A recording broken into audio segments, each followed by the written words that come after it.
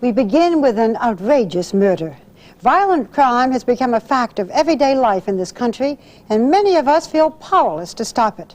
But tonight you're going to meet a man who proves that one committed person can make a difference. His plan to make our streets safer was born of personal tragedy.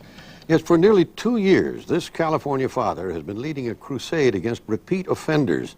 The battle cry is 3 strikes and you're out, and it's being heard now across the country. As Tom Jarrell reports, Mike Reynolds is determined to keep a promise he made to himself as he sat at his daughter's deathbed. A funeral for an 18-year-old California girl 2 years ago has inspired a movement to combat crime. From California, we should start with a 3 strikes you're out bill. Let's double the penalty for 2-time felons and put 3-time losers behind bars for life. To New York. In baseball, it's 3 strikes and you're out. In dealing with violent crime, it should be 3 strikes and you're in permanently. To the U.S. Congress. 3 strikes and you're out. You're in prison for life. Lock it up! It's a scene all too familiar. An attempted robbery, a gunshot, paramedics desperately trying to pump life into a mortally wounded victim. This time it was on June 29, 1992, as a young woman left a trendy restaurant in Fresno, California. At that point, 2 men on a motorcycle came roaring up next to her, and one reached down to grab her purse. She struggled slightly, and the other one pulled out a .357 Magnum out of his waistband, placed it in my daughter's ear, and in full view of the restaurant patrons, he pulled the trigger. The victim might have been just another anonymous number in the records of crime, except for her parents. She was Kimber Reynolds, shown in this home video made at a wedding the day before she was killed. Her father, a professional wedding photographer, made a vow. The kind of people who killed her would not be back on the streets. Kimber was the baby of the family after the Reynolds had had 2 sons. She was the apple of her father's eye, growing up as the kid sister, who after graduation had plans to become a fashion designer. Mom loved her enthusiasm. She was the kind of kid that walked into a room and the whole place lit up. She just had that energy and that drive. And I remember sitting out in the back sometimes and seeing her come through to the backyard and all of her beautiful hair around her, and it just like an aura. The community of Fresno was shocked and saddened. At Kimber's funeral, the church was filled with classmates and grieving parents. One of their finest had been killed, and they didn't understand why. Kimber's father, though still racked by grief, immediately went on a local radio station in a bid to find the 2 men who had shot her from a motorcycle and escaped. The person that did this crime, I'm guessing that they'll probably find that he's been in trouble many times. On the air, he pleaded for tips to help break the case. As a result of that, within probably 48 hours, they were able to locate where one of the men was. That was the shooter. That was the man that shot her. The gunman was identified as Joe Davis, a criminal suspect booked repeatedly with a long history of crime. He was an ex-convict. It turned out the man that shot my daughter had been out less than 3 months. The tip led them to a nearby apartment complex. As police moved in, witnesses say Davis stepped out of that doorway and opened fire. He was cut down in a hail of police bullets and died in this stairwell. A second suspect, an accomplice, was soon in police custody. Unfortunately, these people have given up their dues card in the human race. They're little more than animals. They look like people, but they're not. And the unfortunate thing is they're preying on us. And we have to get them out so the rest of us can go about living our lives. That second ex-convict was quickly cleaned up for his court appearance. 26-year-old Douglas Walker pled guilty, and Mike Reynolds had his one chance to confront him directly. What can be done to undo what has been done? The answer is nothing. Unfortunately, Mr. Walker has shown no remorse. Walker was sentenced to 9 years in prison, the maximum. But the distraught father discovered that with good behavior, he'd be back on the streets in half that time. That's when Reynolds decided the law had to be changed, and he was the one to confront the state legislature. But at the Capitol, there was no mood for a new law, especially one sought by an emotionally distressed parent. Assembly Speaker Willie Brown was among those who opposed it. You cannot absolutely guarantee the safety of every citizen under every set of circumstances. You cannot factor and design laws to deal with people who are totally insane, and seldom if ever can you get rational debate on this issue from someone who has been a victim. We tried to legislate it. It was slammed back in our faces. We picked up our marbles and recollected our thoughts and came back with this initiative. So finally, out of anguish, heartbreak, and frustration, 3 Strikes and You're Out was born as a citizens' petition drive to force a public vote on the issue of keeping ex-convicts off the street. California has nearly 120,000 prisoners. 43% of them, nearly 50,000, are in for violent crimes. The current system is like a revolving door, because within 2 years, nearly 60% of the prisoners who are released are rearrested, convicted, and wind up back in prison. Mike Reynolds' idea: lock away those hardcore repeat felons for good and reduce most of the violent crime. Reynolds' proposed law targets second and third-time offenders.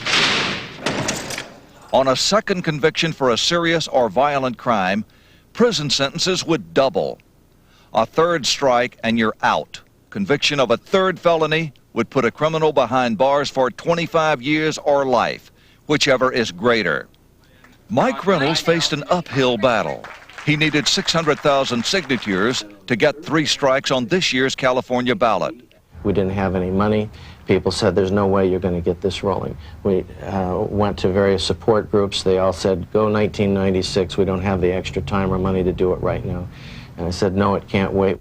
3 Strikes and You're Out might have died there, except for a heartbreaking discovery in Petaluma, California. Richard Davis had led police to the body of Polly Class. Police say he admitted he had kidnapped her from a slumber party in her own home. He's been charged with her murder and entered a not guilty plea. Adding to the outrage, Davis was an ex-convict with a history of violence. That night at 3 Strikes headquarters in Fresno, people started calling. All of a sudden, the lines lit up. You could hear the emotion in people's voices, the tears.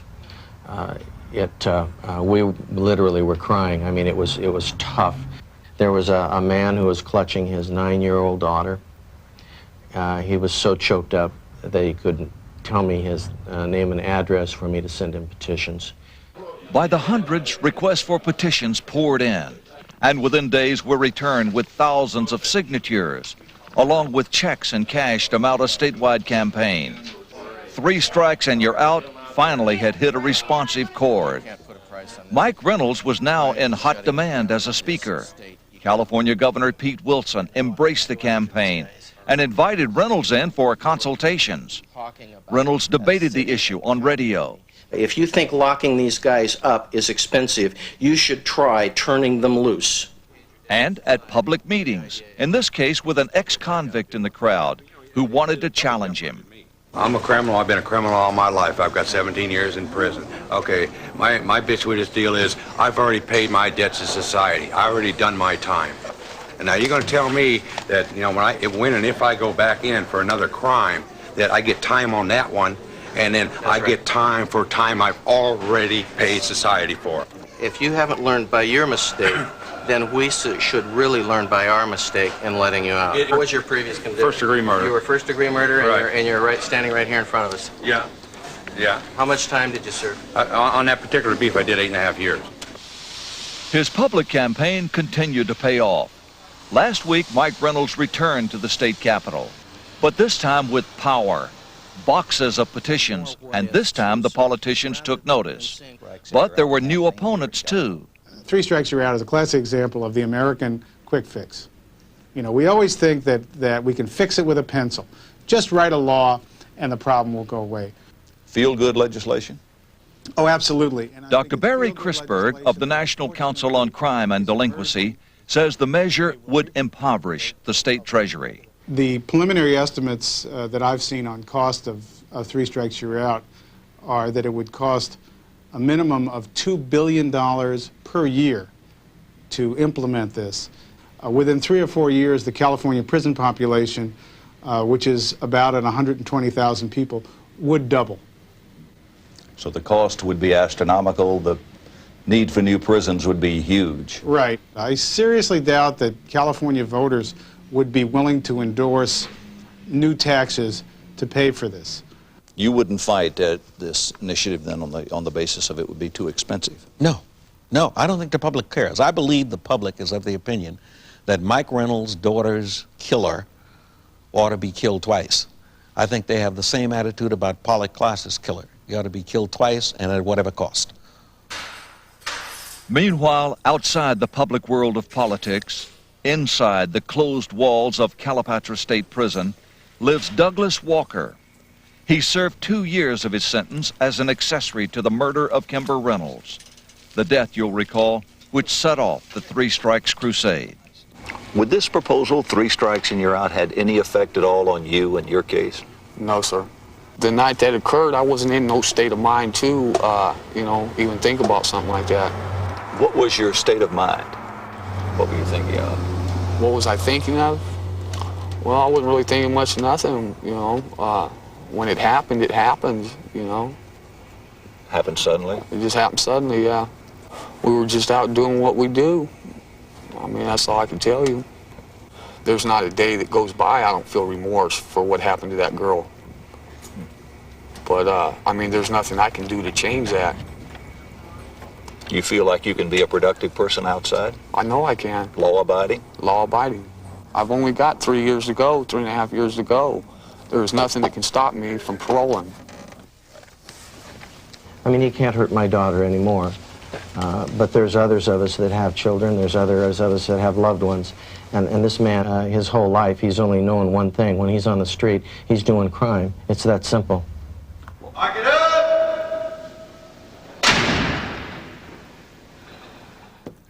Tom, the public certainly seems ready for this. And are the obstacles so formidable that this can't come about?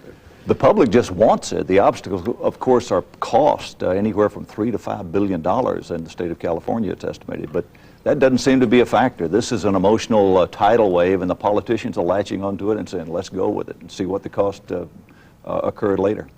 Almost as though the public might think, okay, if it costs more. Right. May be willing to. I understand her heart is still alive. Can Absolutely, you tell us about that? Hugh. Yes, there's more of a legacy to Kimber Reynolds than this proposed legislation. After she died, her heart was transplanted into a Sacramento woman, and now nearly 2 years later, that lady is doing very well. Thank you, Tom. And stick around. Tom's going to bring us up to date on the Lorena Bobbitt trial later in the program. Thanks, Tom. Next, a story of hope. A dramatic fight to save the life of an unborn child. For the first time, you'll see a fetus undergo surgery.